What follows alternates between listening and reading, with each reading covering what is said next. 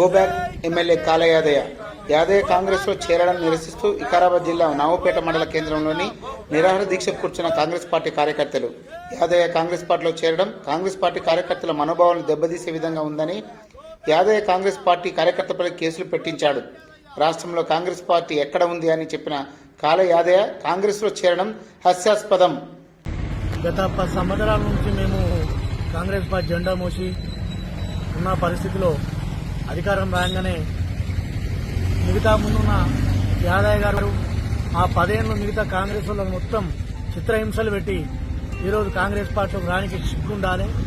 కనీసం 10 ఏళ్లకు నీకు చేసిన కార్యక్రమాలు కాంగ్రెస్ పార్టీ ఏడుంది, అసలు కాంగ్రెస్ పార్టీ అంటే ఏడుంది అని చెప్పిన ఈ ఎదవ ఈ దొంగ ఈరోజు కాంగ్రెస్ పార్టీ రానికి సిగ్గు శరం ఉండాలని మరొకసారి నేను కోరుకుంటూ, ఎట్లయితే మా సీఎం రేవంత్ రెడ్డి గారు ఎలా అయితే మేము పార్టీ తీసుకురో రేవంత్ అన్న కూడా చెప్తున్నాం, మా కాంగ్రెస్ పార్టీ కార్యకర్తల మనోభావాలు చాలా దెబ్బతిన్నాయి.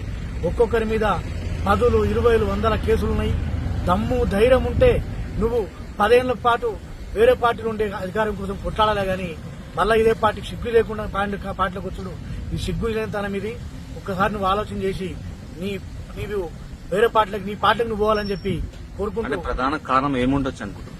ప్రధాన కారణం ఒక్కటే, నవపేట మండలం కేంద్రంలో ఉన్న కాంగ్రెస్ పార్టీ ప్రతి ఒక్క కార్యకర్తను కాంగ్రెస్ పార్టీ జెండా మోసినోళ్లను చిత్రహింసలు పెట్టి ఒక్కొక్కళ్ళ జెండా మోసినోళ్లను పోలీస్ స్టేషన్లో పట్టించి ఈరోజు సర్వనాశనం చేసిన యాదయ్యకు నేను తగిన బుద్ధి చెప్పాలని ఈరోజు ఆమెను నేను నిశ్చయిస్తున్నాను.